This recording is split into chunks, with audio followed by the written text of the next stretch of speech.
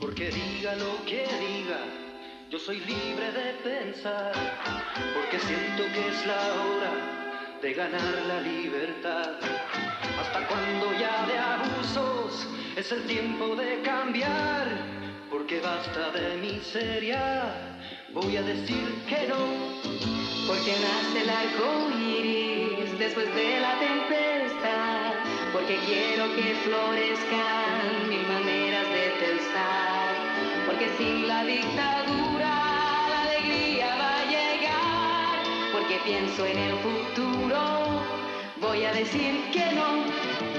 Vamos a decir que no, oh, con la fuerza de mi voz. Vamos a decir que no, oh, Yo lo canto sin temor. vamos a decir que no, oh, todos juntos a triunfar. Vamos a decir que no, Por la vida y por la paz. terminemos con la muerte, es la oportunidad. Debe ser a la... Welcome to Return of Marco Polo. We're at Tahiti still, and in this program we have found some of the Tahitians who have some ideas about their own country.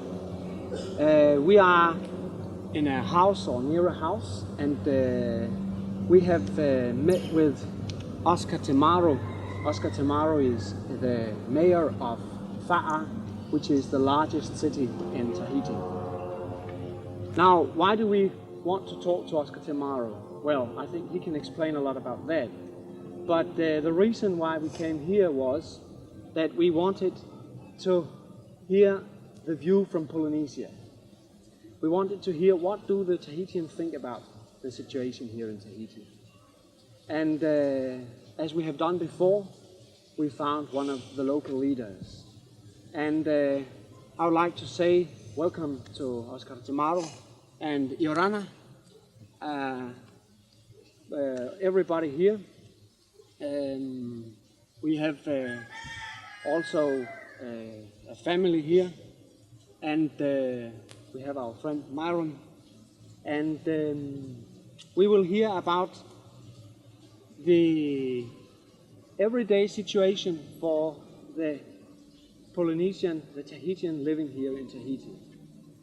But first and foremost, maybe we should ask you, now we come to Tahiti, and we are very, very far away from our countries in Europe. Indeed, very far away, because now it's 10 o'clock here, and in Europe it's 10 o'clock in the evening. So we have a time difference of 12 hours. But anyway, when we come into this place, we get a stamp, and it says France in our passport. And how did it become France? What happened 100 years ago? Well, this country has been occupied by the French troops, the French army. There was bloodshed between our people and the French soldiers. And in 1880, our country was annexed by, let's say, some fraudulent men. And since that time, this country has been occupied by the French government. And in 1958, there was one Tahitian leader whose name is Poana Opa, who was fighting. He asked our people to vote against the referendum, the one that was organized by de Gaulle in 1958.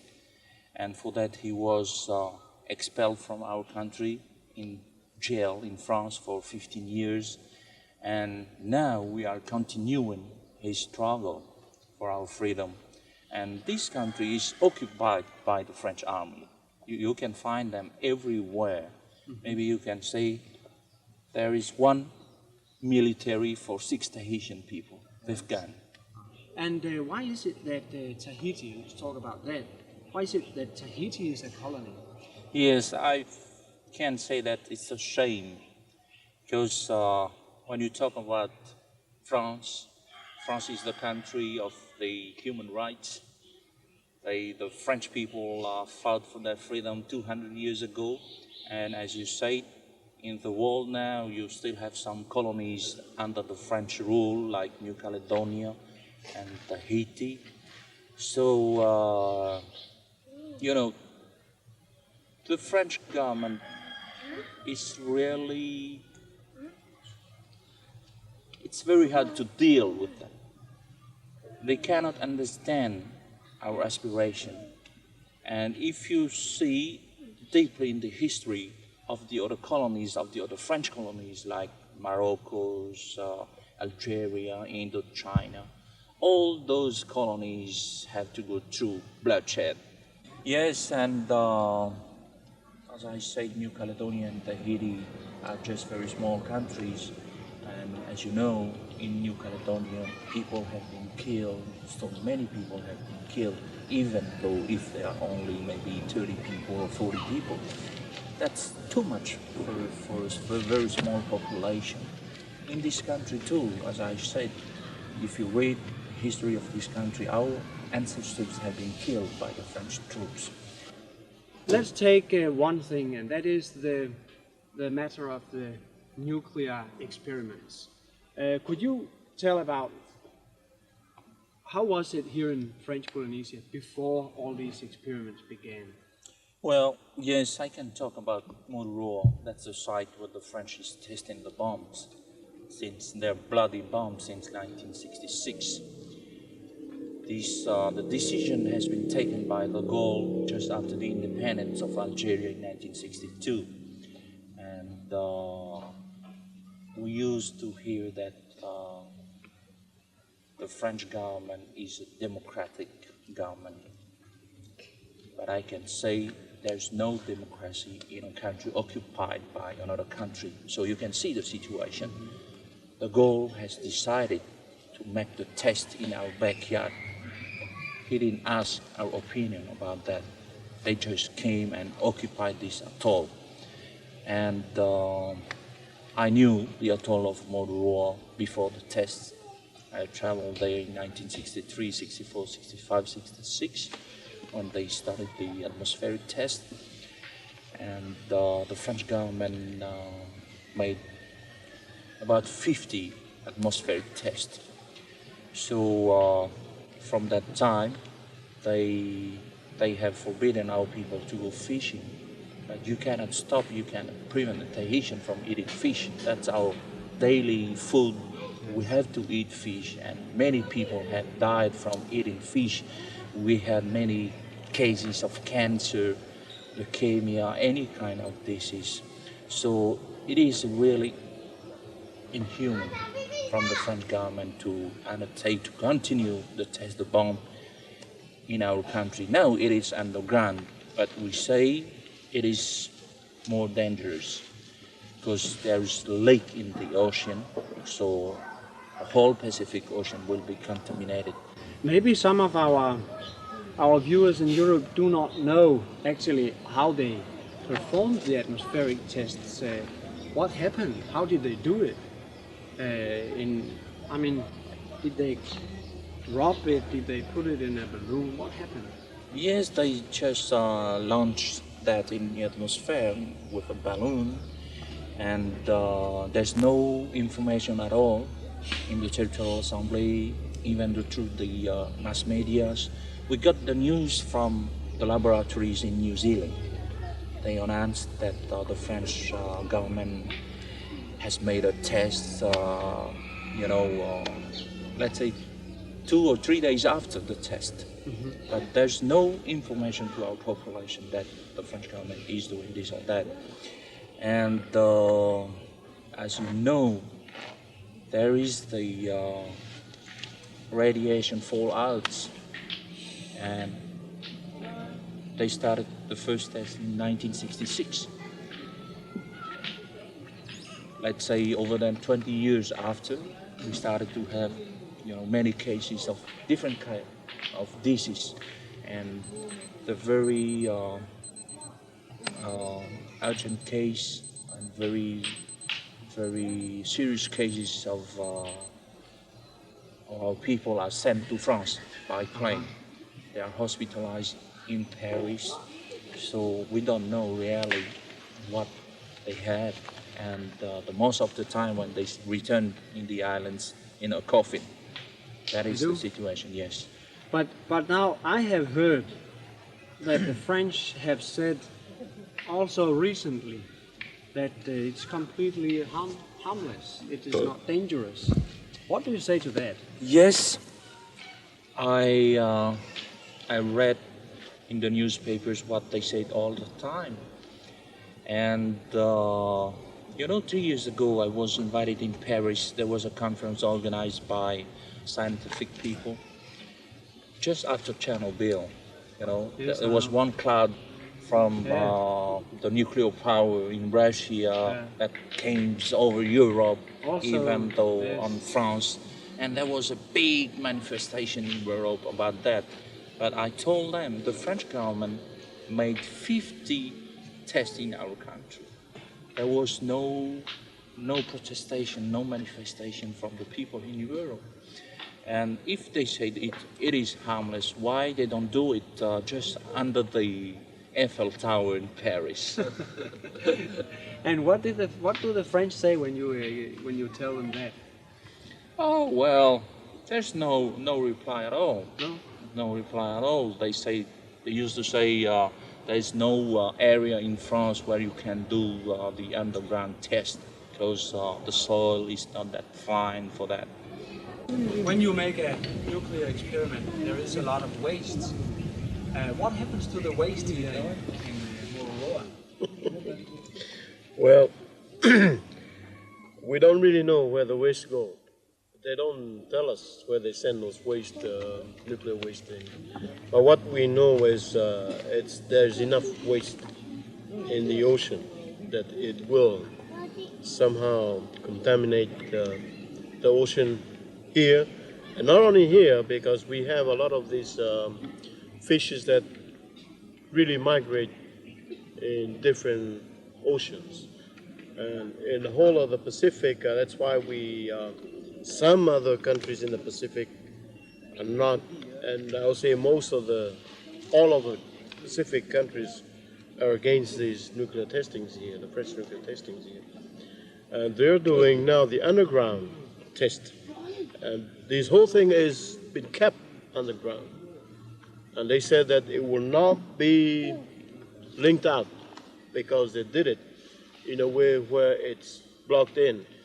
But we said that is a big lie. Mother Nature, you cannot stop that. When it happens, it just break and then just link out in the ocean. Have you seen the Cousteau film? He did it last year, I think, and he made a report. And in that Cousteau report, he mentioned something like he doesn't know of how long it will stay and how long the island can stay where it is now. Because as he went down deep in the ocean, he can see the fishes within the cracks within the coral reef. And there will be a day it would just crack down. And what happened to all those radio activities were being kept within the island, underground? It will just spread out. And that's a danger. There is no security at all.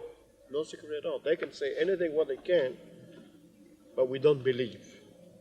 What man makes, the nature destroys it. We have a lot of experiences about that. We had the Chernobyl case where they said there will be no harm, no danger, and look at it now. No one can go back there and leave. How many people died? How many people were contaminated out just just out of that nuclear plant? Now what about here in Mururoa? We're here, we're facing that every day. Our daily life, we live here. And would that be the heritage that we will leave for our children in the future? No, we said we must stop that. No matter how smart the people will come and say, well, there's no harm. I said, no, don't tell us that. If there is no harm, you take your experimental testing in your country and do it there. Why don't you do it there in and do it here in our country? Yeah, it's a logical question. Just to get a sort of picture of it, how far are we from Moruroa here in Tahiti? Oh, about 1,000, more than 1,200 kilometers. 1,200 kilometers. That's about 600 800 miles. miles. Yeah, or about 600 to 700 miles Okay. from here.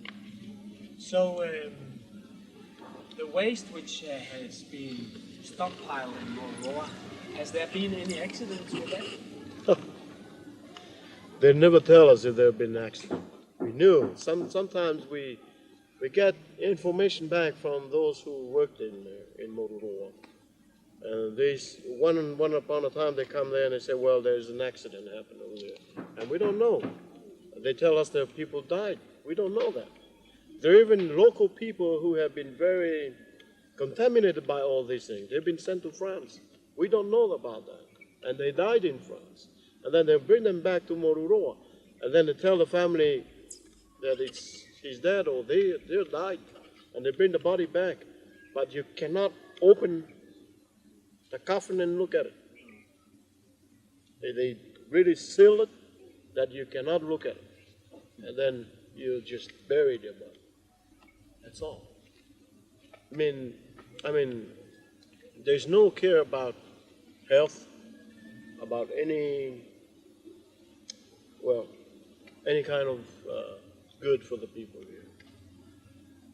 What does the health statistics say about all this? Yes, there's another point we have to talk about the statistic health of the health department, Ministry of Health Department.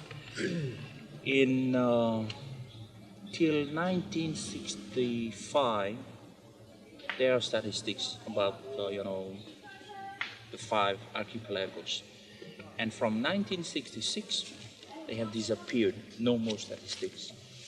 So it's very hard. The last time we had some Japanese doctors, Japanese scientists, they came down here and they tried to find out statistics about different group of islands, so they can compare from that year to that years. You have how many kinds of cancers you have, and we cannot find some statistics, serious statistics about all the 5 archipelagos. So there's one question: who did that? Our hospital is under the French control. It's a military hospital, and all is controlled by the. As I told you, this country is occupied by the military. Now, since all other countries have become independent, the French have also given independence to all its African possessions and that. And what do the French say? What is the answer? Let's say 3 years ago, in 1986, at the time, the right wing in France was the majority. And the Minister of Overseas, Mr. Bernard Ponce, came down here, and we gave him a letter, petition, asking to the French government to organize the same referendum than the one they were going to organize in New Caledonia. From the time till now, there's no reply, no answer. No answer at all. And the last time in our territorial assembly, as a member of the local territorial assembly, we did the same thing. We addressed a question to our, territorial assembly, to the president, asking them to organize a referendum through the territorial assembly. They will send a motion to the French government, and we are waiting. I heard there are rumors that we will talk about this question next August, so by the mid of August. So we are waiting for the organization of this referendum. Why we ask that? Because there was a debate about the European Common Market. The last time, let's say 6 months ago, there were 2 cases in our court, in our local law. The French tribunal have sentenced a guy from Italy, and the other one from Germany. And they got the right to establish themselves here, because we belong to the French organization, and France is a member of the European Common Market. So that means the whole population from Britain, from Spain, from Portugal can travel to France, and those people can come to Tahiti. This is a very small place. It is just like a canoe, a small canoe for 6 people. You cannot put 12 people on it. No. You know, so we say that's the only means to stop the immigration in our country. We don't control at all the immigration in this country. You know, we are not against, you know, the people from that or this country, but we say we want to be ourselves, and this is a very small place. We have to protect this place for the future generation. So we cannot control right now. I am a member in the Territorial Assembly. We have ministers, we have a government, we have a president, but we don't control the immigration. We don't control the foreign relations. We don't control our economy. We don't control the Justice Department in this country. All is controlled by the French High Commissioner. You know, we have, it is an appearance of self-government, but if you go deeply, you can understand. Just read our statute and you can understand it is just a joke. You know, that's why we are fighting for a real constitution so we can control our country, our future. Yeah. See, they're like puppets, huh? When you go and look at it is a puppet government. Play, there's someone up at the top there behind and pulling up the strings, yes, and the puppet will just dance. Just look at the government here, just like that. On top of the president, the local president here, he has that high commissioner who will just pull up the strings. Pull up the strings. You do this and you do that. If you don't do this, I don't give you the money. And that's exactly what's happening. And they go to France and beg for. They go beg for something that we have. You know, the system here makes us. Very dependent. I better laugh because that's the system.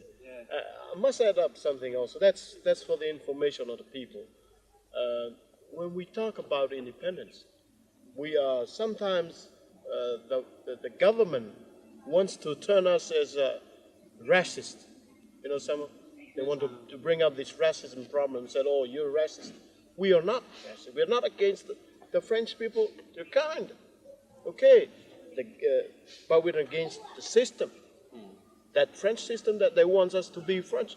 We don't want to be that. We want to be our own here and be called as a Tahitian or as a Maui, as such, as a people. But I think the one who is racist is the one that will not recognize the other one. See? If you don't recognize me as a Tahitian or as a Maui, then you are the racist. Then they are the racist, not us. We have to be recognized. Like you said, it's logical when you hear us talking. It's it's just logical things that we're talking about. But it's hard to have these people understand that. That's right. But what happens? We have just passed the 14th of July, and it was not just an ordinary 14th of July, because it was the 200 years bicentenary of the French Revolution. And since this is part of France right now anyway, I would like to ask you, how do you find yourself placed together with this famous Declaration of Human Rights? Does it also apply for you, or have you some experiences with that? Yes, when you read this statement, this declaration, and I'm just wondering if the French Revolution has happened in 1789.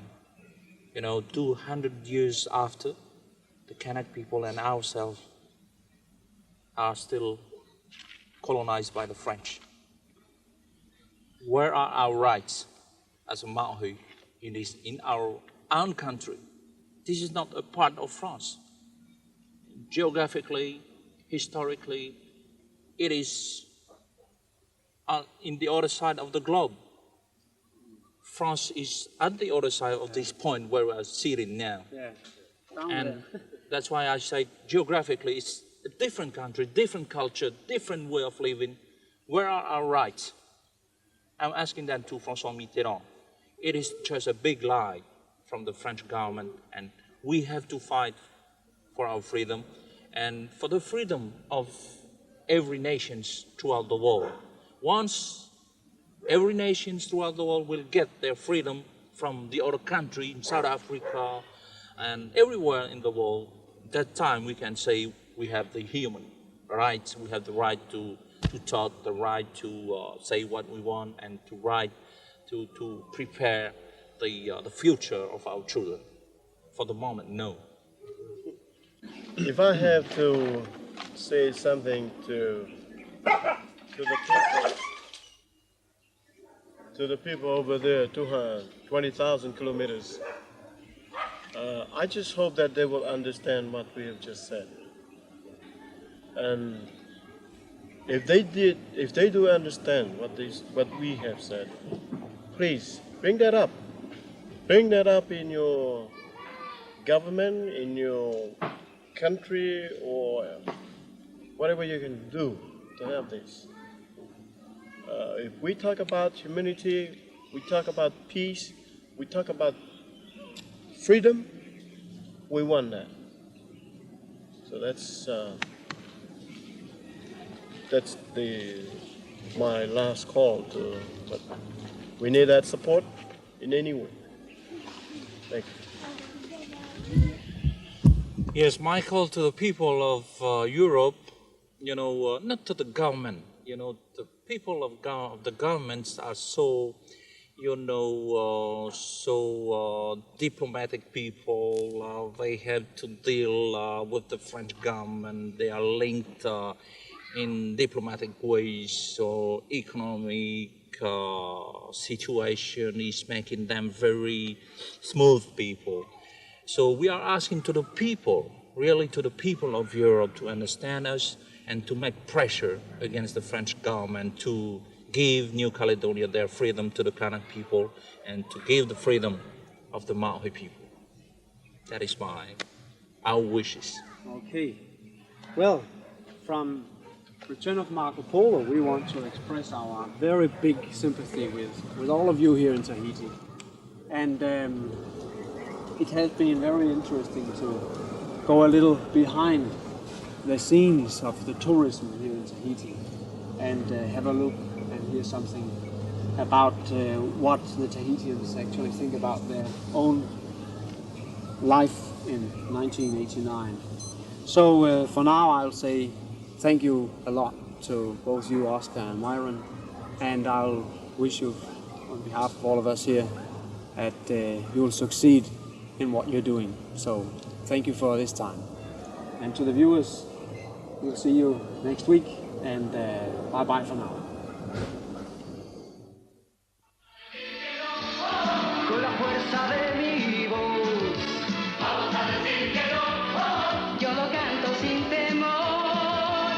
Vamos a decir que no, todos juntos a triunfar. vamos a decir que no, por la vida y por la paz. Terminemos con la muerte, es la oportunidad.